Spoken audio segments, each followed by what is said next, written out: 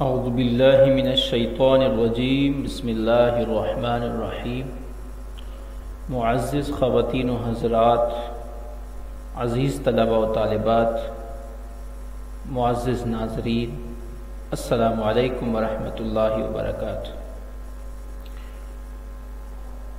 محتشم سامعین، آج کا ہمارا موضوع گفتگو ہے اسلام کا تصور دین۔ دنیا میں اس وقت جتنے نظام اور فلسفہائے زندگی موجود ہیں، ان میں سے کوئی بھی اس قابل نہیں کہ اسے دین کہا جا سکے، کیونکہ دین فقط اس نظام کو کہا جا سکتا ہے جو ہر اعتبار سے کامل اور مکمل ہو، اور وہ انسانی زندگی کے ہر شعبے کی ضروریات کو پورا کر سکے، اور اس میں انفرادی سطح سے لے کر اجتماعی اور بین الاقوامی زندگی کے ہر گوشے کے بارے میں رہنمائی کا سامان موجود ہو۔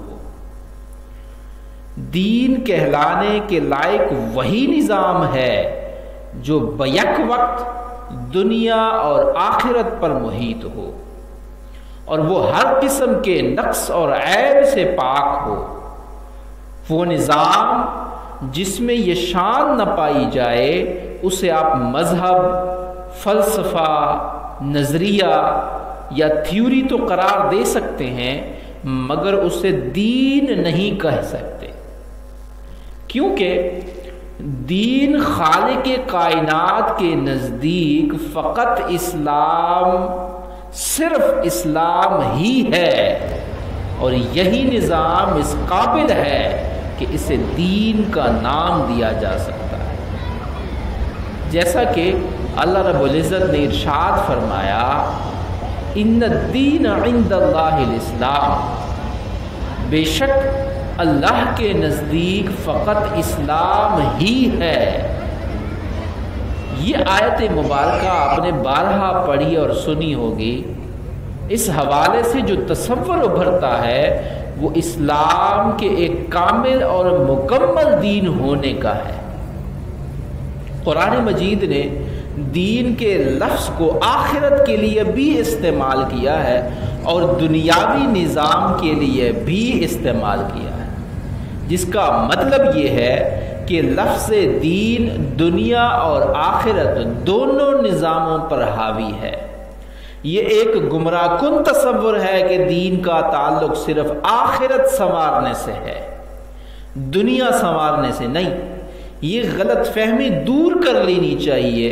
یہ دو الگ چیزیں نہیں ہیں، دین کے دو حصے ہیں، ایک کا نام دنیا ہے اور دوسرے کا نام آخرت ہے۔ دین کل ہے اور دنیا و آخرت اس کے دو اجزاء ہیں، اس لیے دین اور دنیا کہنا بجائے خود ایک بہت بڑا مغالطہ ہے۔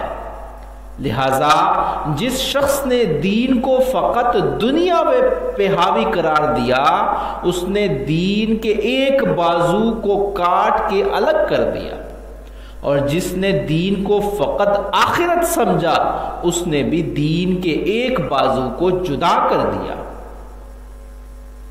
معزز سامعین، حضور صلی اللہ علیہ وسلم نے ہمیں دین کا جو تصور عطا کیا ہے، اس کی روح سے جہاں مسجد کے اندر کی زندگی دین ہے، وہیں مسجد سے باہر کی زندگی بھی دین ہے۔ اگر ایک طرف نماز، روزہ، حج اور زکوٰۃ جیسے ارکان دین کا حصہ ہیں، تو دوسری طرف ناپ تول، لین دین، تجارت، کاروبار، معاشیات اور سیاست، یہ سبھی دین کے حصے ہیں۔ ان کے درمیان کوئی فرق اور امتیاز روا نہیں رکھا جا سکتا۔ جو شخص ایسی تفریق کرے گا اسے جاہل اور اسلام کے تصور دین سے بے بہرہ قرار دیا جائے گا۔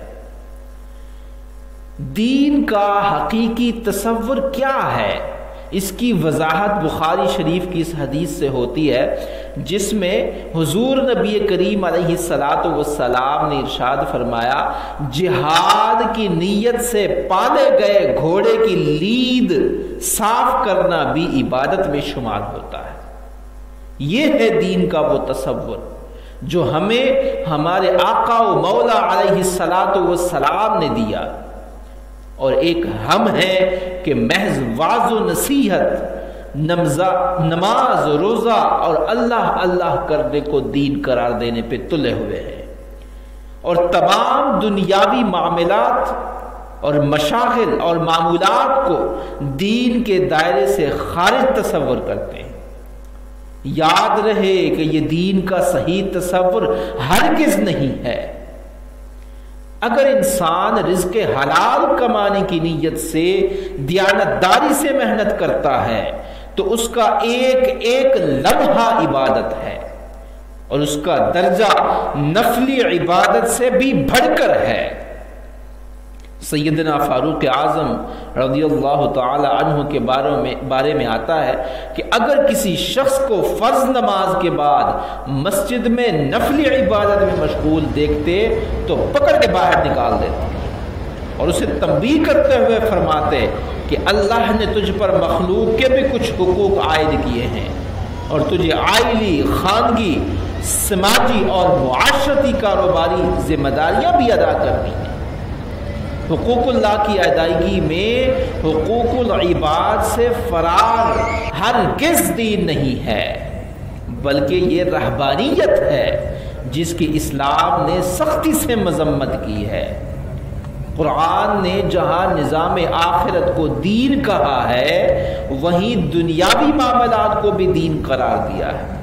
ہم نماز کے اندر سورہ فاتحہ میں مالک یوم الدین کہہ کر اللہ کے یوم آخرت اور نظام جزا و سزا کے مالک ہونے کا اقرار کرتے ہیں۔